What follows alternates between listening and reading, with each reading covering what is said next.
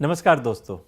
आजकल अखबारों का इकोनॉमी वाला पन्ना हो या वेबसाइट का बिजनेस वाला सेक्शन, पिछले कई महीनों से एक जैसी खबरें अमूमन हर जगह दिखाई दे रही हैं, जिसमें छंटनी या ले ऑफ कॉमन रहता है।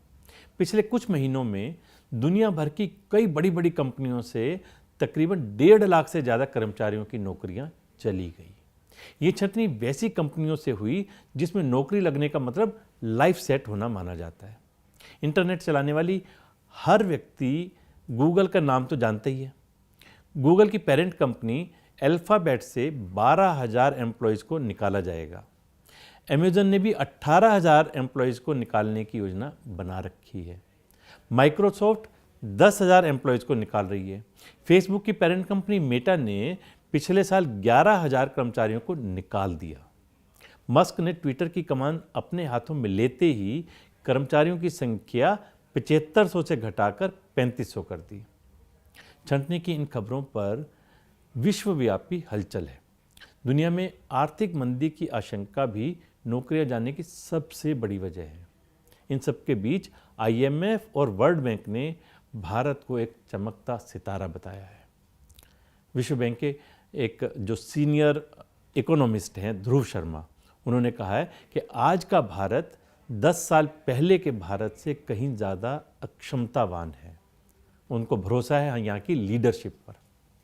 पिछले 10 साल में जो भी कदम उठाए गए वो आज एडवर्स सिचुएशन में भी भारत की मदद कर रहे हैं। महंगाई, बेरोजगारी, ये सब 2022 की सबसे बड़ी चिंताएं थी, जो विरासत में 2023 को सौंप कर गया 2022, और साथ ही सौंप गया एक खतरनाक, लंबी, तकलीफदेह मंदी की आशंका।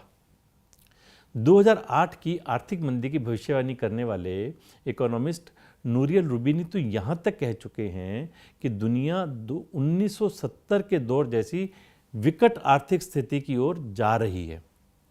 2020 के कोरोना संकट से बाहर निकलने की शुरुआत 2021 में हो गई थी और उम्मीद थी कि 2022 में दुनिया इस बीमारी की कालिक को मिटाकर एक नई इबारत लिखने की शुरुआत कर देगी। लेकिन हुआ क्या? 2022 में करीब करीब पूरे साल कोरोना का हवा लौट लौट कर डराता रहा, और दूसरी तरफ यूक्रेन और रशिया के हमले ने हमारी पूरे विश्व की अर्थव्यवस्था को पटरी पर लाने के सारे प्रयासों को पूरी तरह से पानी में डाल दिया। इन सभी को अब दुनिया की तरक्की की रफ्तार पर ब्रेक लगता दिख रहा है। खासकर अमीर देशों के हालात बहुत नाजुक हो चुके हैं। ऐसे में भी उम्मीद की कोई किरण दिख रही है दोस्तों।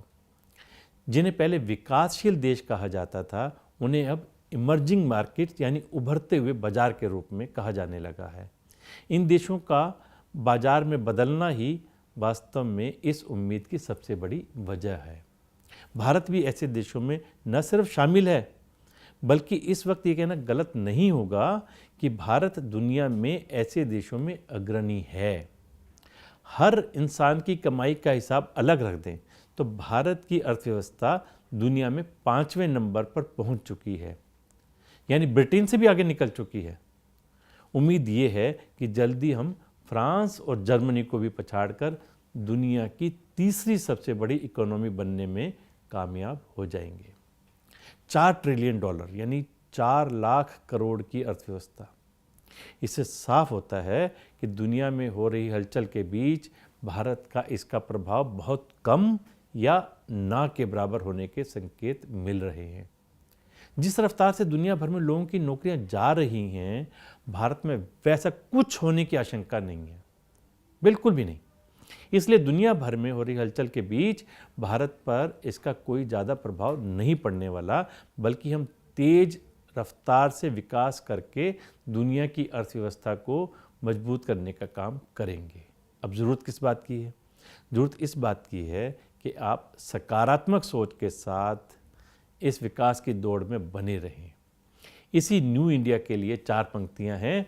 ना सरकार मेरी है, ना रोब मेरा है, ना बड़ा सा नाम मेरा है, मुझे तो एक छोटी सी बात का गौरव है, मैं हिंदुस्तान का हूँ और हिंदुस्तान मेरा है। दुनिया के प्लस माइनस की गुत्थी को सुलझाने के लिए फिर मिलेंगे। नमस्कार।